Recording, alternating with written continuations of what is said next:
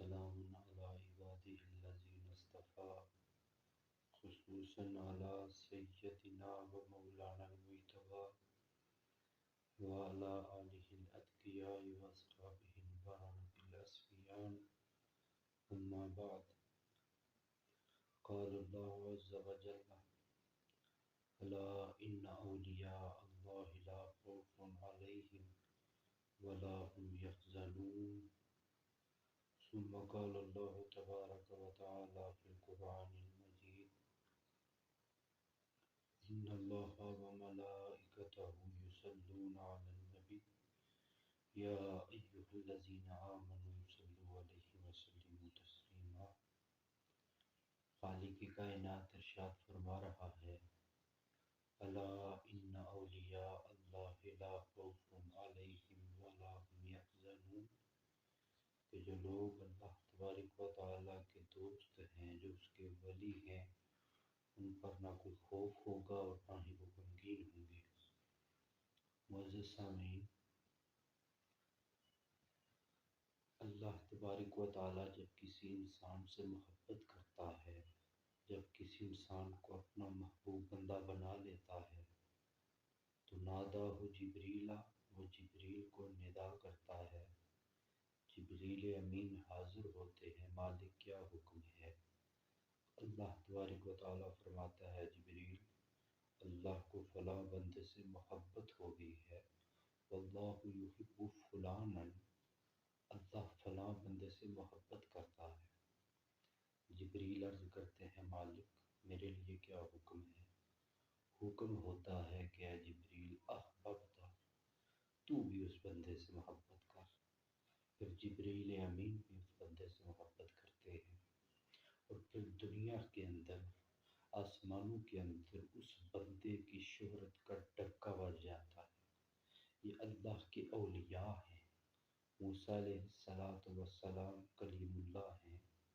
آپ جا رہے تھے، راستے میں کسی عورت نے کہا کہ حضرت اولاد سے محروم ہوں، میری اولاد نہیں، اللہ سے پوچھئے میرے نصیب میں اولاد ہے یا نہیں۔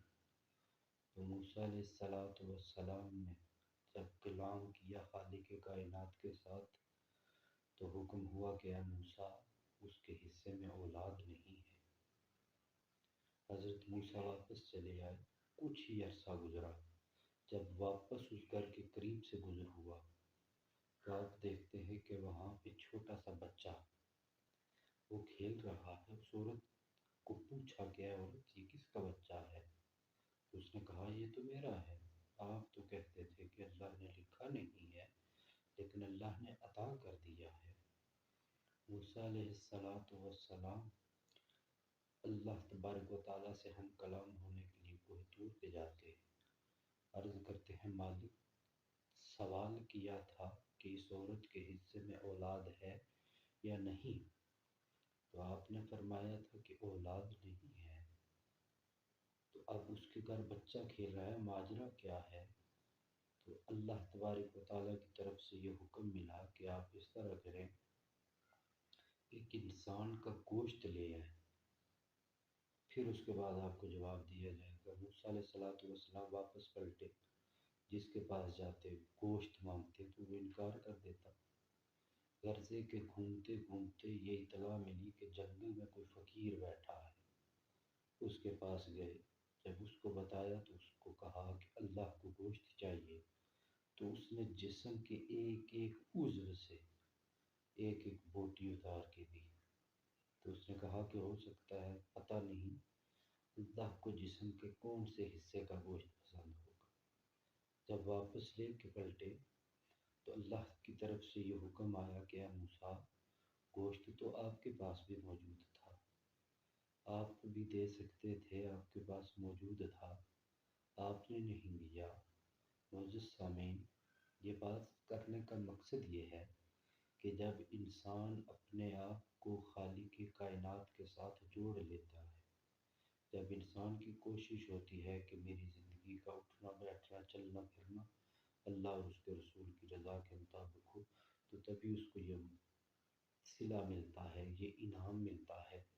تو اللہ نے موسیٰ علیہ السلام سے فرمایا کہ اے موسیٰ، اس بندے نے دعا کے لیے ہاتھ اٹھائے تھے، مالک اس عورت کی گود کو سجا کر دے، اس کو اولاد عطا کر۔ تو موسیٰ میں کیسے اس بندے کی بات کو ٹال سکتا ہوں، اس لیے میں نے اس عورت کی جو تقدیر لکھی تھی اس کو تبدیل کر کے اس کو اولاد عطا کی ہے۔ دیکھنے والے ناظرین، یہ اللہ تبارک و تعالیٰ کا احسان عظیم ہے کہ اس نے انسان کو پیدا کیا، پھر انسان کے اندر یہ شعور ڈالا کہ وہ اللہ تبارک و تعالیٰ کے ساتھ اپنے تعلقات کو بہتر انداز سے استوار کر کے اپنی دنیا اور آخرت کو بہتر کر سکتا ہے۔ اللہ تبارک و تعالیٰ ہم سب کو اولیاء اللہ کے ساتھ سچی سچی محبت کرنے کی توفیق عطا فرمائے۔ وما علینا الا البلاغ المبین۔